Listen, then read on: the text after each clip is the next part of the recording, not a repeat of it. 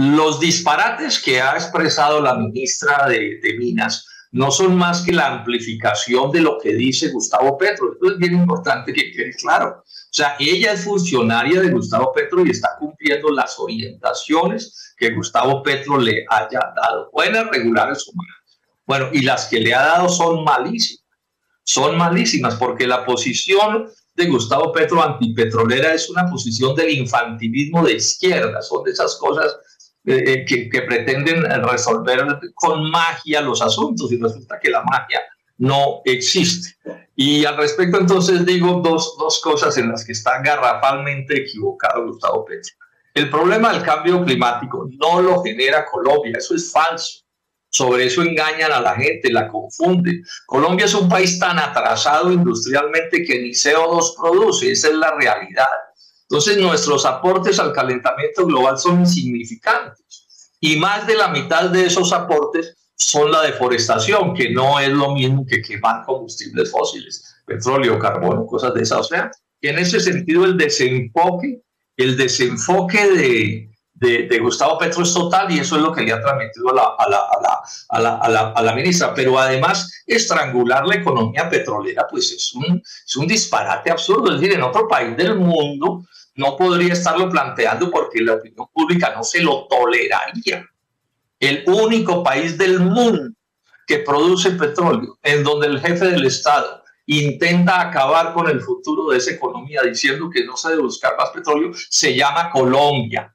Y Petro se va a Egipto y no se atrevió a plantearlo allá, se quedó calladito. Si eso es tan maravilloso, ¿por qué no se lo propuso a los demás países que producen petróleo en el mundo? Claro, y no se lo propone porque sabe que se lo rechazan. Ya Lula, el presidente de Brasil, desde antes de ser presidente, cuando Petro se lo propuso, le dijo, no, doctor Petro, ni se le ocurra que Brasil se va a meter en un disparate de ese tamaño. Entonces la política petrolera de Petro es desastrosa, pero es que esto no es solo un problema abstracto, es que es con hambre que se pagan estos errores.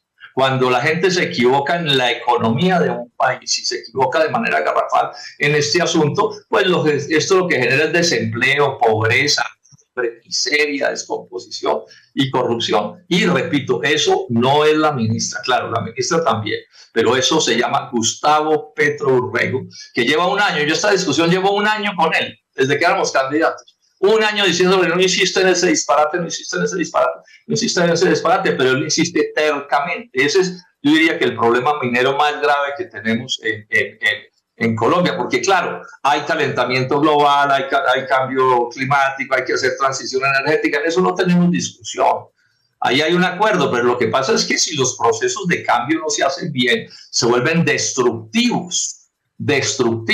Cuando un muchacho termina el colegio y decide estudiar medicina, por decir cualquier cosa, ahí se le viene una transición en su vida, pero si no la sabe hacer, no lo va a lograr. Si cree que puede ser médico en 15 días con una viveza, ¿cierto? Copiando en los exámenes o cosas de esas, pues no va a ser nunca el médico de esa transición con la que está soñando. Entonces, ahí tenemos un problema muy, muy grave.